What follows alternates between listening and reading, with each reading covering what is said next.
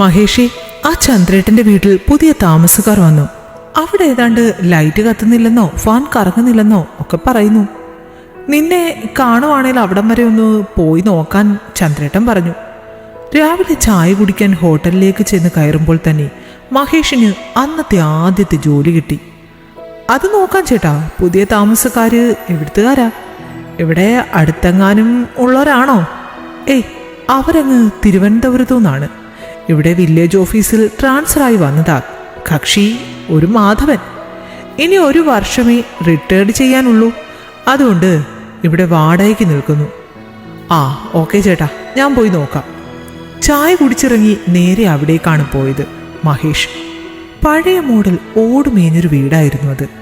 വീടിന് മുൻവശം മുറ്റത്തിൽ പൂന്തോട്ടം നിർമ്മിക്കുന്ന തിരക്കിലായിരുന്നു മാധവനും ഭാര്യ ലക്ഷ്മിയും. മഹേഷ് അവിടേക്ക് കയറി ചെല്ലുമ്പോൾ ആരെന്ന സംശയത്തിൽ പതിയെ തല ഉയർത്തി അവനെ നോക്കി അവർ. ഞാൻ മഹേഷ്, ഇവിടെ അടുത്തുള്ളതാ. ഇലക്ട്രിക്കൽ പ്ലംബിംഗ് വർക്കാണ്. ചന്ദ്രേട്ടൻ പറഞ്ഞിരുന്നു ഇവിടെ എന്തോ പ്രശ്നമുണ്ടെന്ന്. അത് നോക്കാൻ വന്നതാണ്.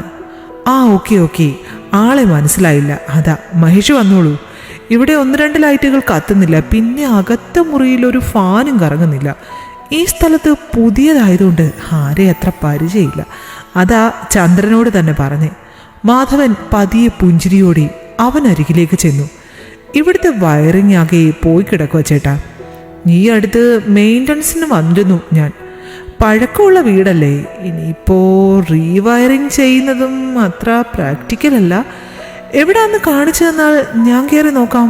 ചിലപ്പോൾ വല്ല ലൂസ് കണക്ഷനൊക്കെ ആകും. പുഞ്ചിരിയോടെ തന്നെ മറുപടിയും നൽകി മഹേഷ്. ഇപ്പോൾ കാട്ടിത്തരാം മോനെ. ഞങ്ങളുടെ മേലാകെ പൊടിയാണ്.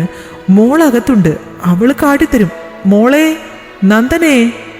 അകത്തേക്ക് നോക്കി മാധവൻ ഉച്ചത്തിൽ വിളിക്കുമ്പോൾ ആകാംക്ഷയോടെ അകത്തേക്ക് തന്നെ നോക്കി മഹേഷും. ദേ വരുന്നു അച്ഛാ. പ്രതീക്ഷ തെറ്റിയില്ല. മധുര ശബ്ദത്തിന് പിന്നാലെ ഏകദേശം 25 വയസ്സ് പ്രായം തോന്നിക്കുന്ന സുന്ദരിയായ ഒരു പെൺകുട്ടി പതിയെ വീടിനുള്ളിൽ നിന്നും പുറത്തേക്ക് വന്നു. അവളെ ഒരു നോക്ക് കണ്ട മാത്രയിൽ മഹേഷിന്റെ ഉള്ളിൽ കുളിരു കോരി. ആ മുഖത്തു നിന്നും കണ്ണെടുക്കുവാൻ അവന് തോന്നിയില്ല. അത്രയ്ക്ക് സുന്ദരിയായിരുന്നു അവൾ. എൻ്റെ മോള നന്ദന, ഇവള് കാട്ടിത്തരും. അത്രയും പറഞ്ഞുകൊണ്ട് മാധവൻ നന്ദനയ്ക്ക് നേരെ തിരിഞ്ഞു. മോളെ നന്ദു, ഇത് മഹേഷ്. ഇവിടെ ആ ലൈറ്റിന്റെ പ്രശ്നമൊക്കെ ഒന്ന് നോക്കാൻ വന്നതാ. മോൾ അതൊക്കെ ഒന്ന് കാണിച്ചു കൊടുക്ക്. ശരി അച്ഛാ. ഒരു ചെറു പുഞ്ചിരിയോടെ അച്ഛന് മറുപടി നൽകി അവൾ മഹേഷിന് നേരെ തിരിയുമ്പോൾ ഇമ വെട്ടാതെ അവളെ തന്നെ നോക്കി നിൽക്കുകയായിരുന്നു അവൻ. ചേട്ടൻ വാ. നന്ദന മുന്നേ നടക്കുമ്പോൾ ഒരു പ്രതിമ കണക്കി പിന്നാലെ വീടിനുള്ളിലേക്ക് കയറി മഹേഷ്. ഒറ്റ കാഴ്ചയിൽ തന്നെ അവൾ അത്രമേൽ മഹേഷിന്റെ ഉള്ളിൽ കയറി കൂടിയിരുന്നു. ചേട്ടാ, ദേ ഈ ലൈറ്റ്, പിന്നെ അകത്തെ ബാത്റൂമിലെ ലൈറ്റ്, പിന്നെ അടുക്കളയിലെ ലൈറ്റും കത്തുന്നില്ല. ആദ്യം അതൊന്ന് നോക്കാവോ? അവളുടെ ഓരോ വാക്കുകളും മഹേഷിന്റെ കാതുകളിൽ കുളിർ കാറ്റായി തഴുകി. നോക്കാം, എല്ലാം നോക്കാം. യന്ത്രം കണക്കെ മറുപടി നൽകി നന്ദനയുടെ പിന്നാലെ അടുക്കളയിലേക്ക് പോകുമ്പോൾ അവന്റെ മനസ്സ് വല്ലാതെ തുടിച്ചു. എന്തു സുന്ദരിയാണിവൾ!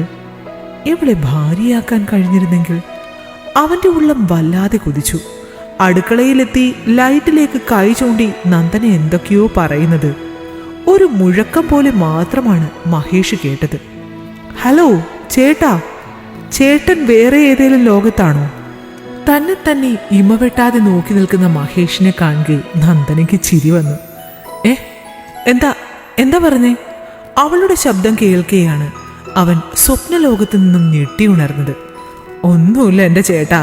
ചേട്ടൻ എന്നെ വായി നോക്കാതെ ഈ ലൈറ്റ് ഒന്ന് നോക്കിയേ. അടക്കി പിടിച്ച ചിരിയോടെ മറുപടി പറഞ്ഞു നന്ദന.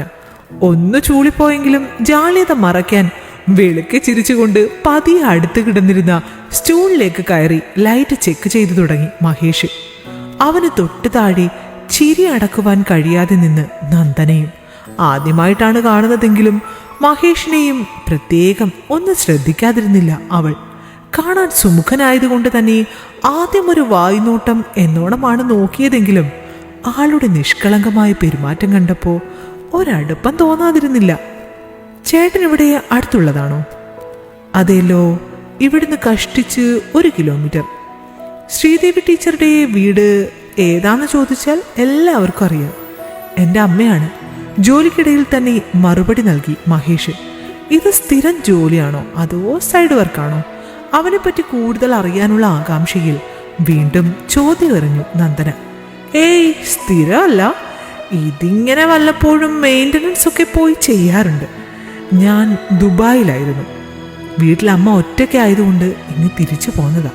പിന്നെ വരുമാനത്തിന് ഇത്തിരി റബ്ബറും പിന്നെ സിറ്റിയിൽ വാടകയ്ക്ക് 1-2 കടമുറികളും ഒക്കെ ഉണ്ട്. അതുകൊണ്ട് പിന്നെ തിരികെ പോകാൻ നിന്നില്ല.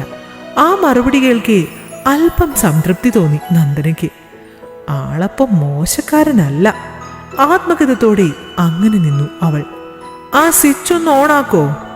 ഹോൾഡറിൽ കറണ്ട് വരുന്നുണ്ടോന്ന് ചെക്ക് ചെയ്യട്ടെ. അപ്പോഴേക്കും നന്ദനയ്ക്ക് മഹേഷിന്റെ വക നിർദ്ദേശങ്ങൾ വന്നു തുടങ്ങിയിരുന്നു. ആ, ഇപ്പൊ ഓണാക്കാം ചേട്ടാ. അവൾ നേരെ സ്വിച്ചിനരികിലേക്ക് പോയതും ഒന്ന് പാളി നോക്കി മഹേഷ്. ഇടതൂർന്ന മുടിയും അതിൽ ചൂടിയിരിക്കുന്ന തുളസി കതിരുമൊക്കെ കാണുകെ വീണ്ടും അവൻ സ്വപ്നലോകത്തേക്ക് സഞ്ചരിച്ചു തുടങ്ങി. എന്നാൽ ആ സമയം അവൻ അറിഞ്ഞില്ല ടെസ്റ്റർ പിടിച്ചിരുന്ന കൈ ബൾബിന്റെ ഹോൾഡറിൽ തട്ടിയിരുന്നു എന്നത്. നന്ദന സ്വിച്ച് ഓണാക്കിയ നിമിഷം മഹേഷിന് ഷോക്കേറ്റു. അമ്മേ! ഞെട്ടിത്തിരിഞ്ഞ് ഒരു നിലവിളിയോടെ അവൻ പിന്നിലേക്ക് മറിയുമ്പോൾ കുറച്ചപ്പുറം നിന്ന് നന്ദനയ്ക്കും ആദ്യം എന്താണ് സംഭവിച്ചത് എന്ന് മനസ്സിലായില്ല. എന്നാൽ നിലത്തേക്ക് വീഴാൻ തുടങ്ങിയ മഹേഷിനെ ഓടി വന്ന് താങ്ങുവാൻ മറന്നില്ല അവൾ. പക്ഷെ ഭാരം അധികമായിരുന്നതിനാൽ അവളുടെ കയ്യിൽ നിന്നില്ല. രണ്ടാളും ഒരുമിച്ച് നിലത്തേക്ക് മറിഞ്ഞു. നന്ദനയുടെ മുകളിലായാണ് മഹേഷ് വീണത്. വീഴാൻ നേരം ഒരു പിടിവള്ളി പോലെ വന്നതുകൊണ്ട് തന്നെ അവളെ ചുറ്റിപ്പിടിച്ചു മഹേഷ്. നിലത്തേക്ക് അമരവേ ഒരു നിമിഷം എങ്ങനെയോ അവരുടെ ചുണ്ടുകൾ പരസ്പരം കോർത്തു. കണ്ണുകൾ പരസ്പരം മുടക്കി. ചുംബനത്തിന്റെ ആലസ്യത്തിൽ അവരങ്ങനെ അല്പസമയം പരസ്പരം നോക്കിക്കിടന്നുപോയി. നിലത്തേക്ക് വീഴുമ്പോൾ നന്ദനയുടെ മുകളിലായിരുന്നു മഹേഷ്. അവന്റെ ദൃഢമായ ശരീരത്തെ താങ്ങുവാനുള്ള ശക്തി നന്ദനയ്ക്കില്ലായിരുന്നു. അതുകൊണ്ട് തന്നെ ആദ്യത്തെ ഒരു ഞെട്ടൽ അകലവേ അവനെ തള്ളി മാറ്റി ചാടി എഴുന്നേറ്റു അവൾ. ചുണ്ടുകൾ തുടച്ചുകൊണ്ട് പിന്നിലേക്ക് മാറുമ്പോൾ അതുവരെ ഉണ്ടായിരുന്ന പുഞ്ചിരി മാഞ്ഞു. പകരം ജാള്യത നിറഞ്ഞു നന്ദനയുടെ മുഖത്ത്. ഷോക്കേറ്റതിനേക്കാൾ വലിയ നടുക്കത്തിലായിരുന്നു മഹേഷും. ചാടി പിടഞ്ഞെഴുന്നേൽക്കുമ്പോൾ അവളുടെ മുഖത്തേക്ക് നോക്കുവാൻ ജാള്യത തോന്നി അവനും. ഞാൻ ഷോക്കേറ്റപ്പോ പിന്നിലേക്ക് വീണുപോയതാ. ആ വീഴ്ചയിൽ അറിയാതെ പറ്റിപ്പോയതാ, മനഃപൂർവ്വമല്ല. വാക്കുകൾ കിട്ടാതെ മഹേഷ് കുഴയുമ്പോൾ മൗനമായി തല കുമ്പിട്ട് നിന്നു നന്ദന. ജീവിതത്തിലെ ആദ്യ ചുംബനാനുഭവത്തിന്റെ നടുക്കം വിട്ടകലാൻ അല്പം സമയം വേണ്ടി വന്നു. അപ്പോഴേക്കും ഒച്ച കേട്ട് മാധവനും ലക്ഷ്മിയും അടുക്കളയിലേക്ക് ഓടിയെത്തിയിരുന്നു. എന്താ എന്താ പറ്റിയേ? ഒരു നിലവിളിയൊച്ച കേട്ടല്ലോ. ഏയ് ഒന്നുമില്ല ചേട്ടാ. ആ ബൾബിന്റെ ഹോൾഡറിൽ നിന്നും എനിക്ക് ഷോക്ക് അടിച്ചു. പെട്ടെന്നായതുകൊണ്ട് ഞാൻ ദേ ഈ സ്റ്റൂളിൽ നിന്നും മറിഞ്ഞ് നിലത്തേക്ക് വീണു. അതാ ഒച്ച കേട്ടെ, അല്ലാണ്ട് വേറൊന്നുമില്ല. മറുപടി പറയുമ്പോൾ നന്ദനയെ ഒന്ന് പാളി നോക്കി മഹേഷ്. അവൾ മൗനമായി തന്നെ നിന്നു. എന്നിട്ട് എന്തെങ്കിലും പറ്റിയോ?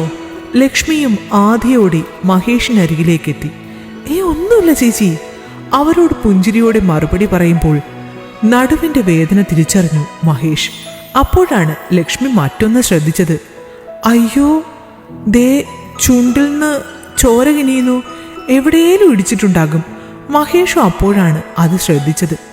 ആ, അത് ഈ സ്റ്റൂളിൽ വന്ന് തട്ടിയതാ, വേറെ കുഴപ്പമൊന്നുമില്ല. മറുപടിക്കൊപ്പം വീണ്ടും ഒന്ന് പാളി നന്ദനയെ നോക്കുമ്പോൾ അവൾ വായ് പൊത്തിച്ചിരിക്കുന്നതാണ് അവൻ കണ്ടത്. ദുഷ്ടേ, എൻ്റെ ചുണ്ട് കടിച്ചു മുറിച്ചല്ലേ. ആത്മഗതത്തോടെ പതിയെ ചുണ്ടിൽ കിനിഞ്ഞ ചോര തുടച്ചു കളഞ്ഞു അവൻ.